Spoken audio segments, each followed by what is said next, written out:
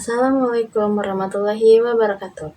Perkenalkan, nama saya Bunga Fatika Sari dengan NIM A4212300058 semester 6 dari Program Studi Pendidikan Guru Pendidikan Anak Usia Dini Universitas Muhammadiyah Bogor. Pada kesempatan kali ini, saya akan menjelaskan secara singkat mengenai rancangan pembelajaran harian pada tugas micro teaching dengan dosen pengampu Bunda Nurdini Ferianti. Rencana atau rancangan pelaksanaan pembelajaran harian atau yang biasa kita sebut RPPH yang disusun oleh guru sebagai bentuk acuan dalam melaksanakan kegiatan pembelajaran. Adapun tujuan utama dari pendidikan anak usia dini dalam RPPH yaitu tujuan PAUD untuk mengembangkan berbagai potensi anak sejak dini dalam persiapan untuk hidup dan dapat menyesuaikan diri dengan lingkungannya.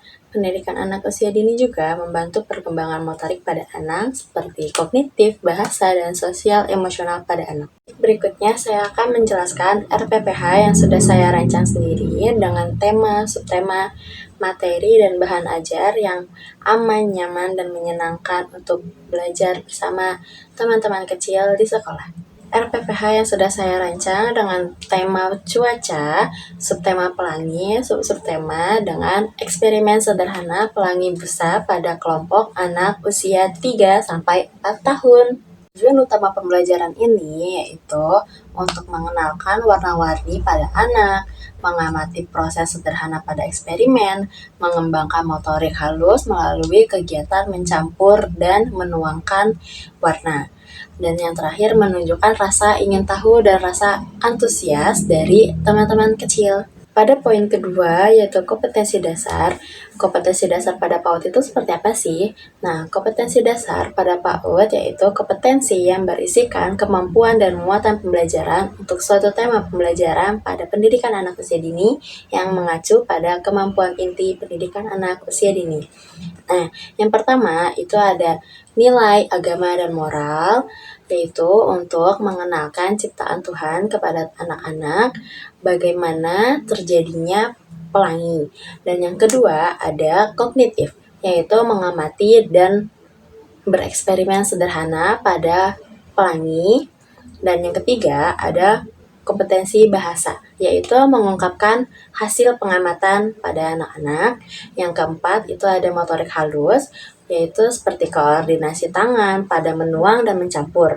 Dan yang kelima ada sosial emosional, yaitu kerjasama dan sabar menunggu giliran.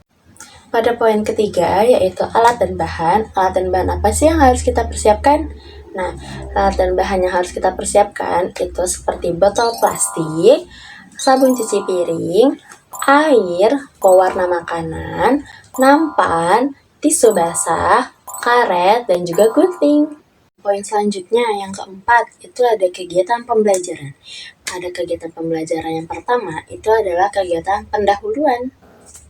Pada kegiatan pendahuluan yang biasanya dilakukan sehari-hari, yang pertama itu mengucapkan salam, berdoa, bernyanyi, lalu berdiskusi singkat dengan anak-anak seperti bertanya kapan waktunya kita bisa melihat pelangi, bagaimana bentuk pelangi, apa saja warna pelangi, lalu seperti apa sih proses terjadinya pelangi. Selanjutnya, pada kegiatan inti pembelajaran, yang pertama, kita mengenalkan dulu seperti apa bentuk pelangi, apa saja warna pelangi, lalu kita menunjukkan gambar-gambar pelangi pada anak-anak.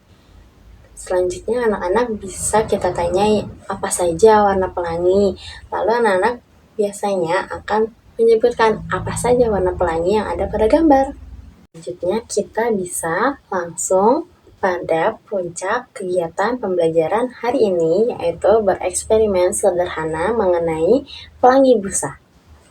Langkah pertama yang harus disiapkan oleh guru yaitu menyiapkan alat dan bahan, serta menyiapkan botol plastik yang sudah digunting menjadi 2 bagian, atau kita bisa mengajak teman-teman kecil kita untuk memotong botol plastik menjadi 2 bagian dengan membantu mereka atau mengawasi dan mengamati mereka agar tetap selalu aman.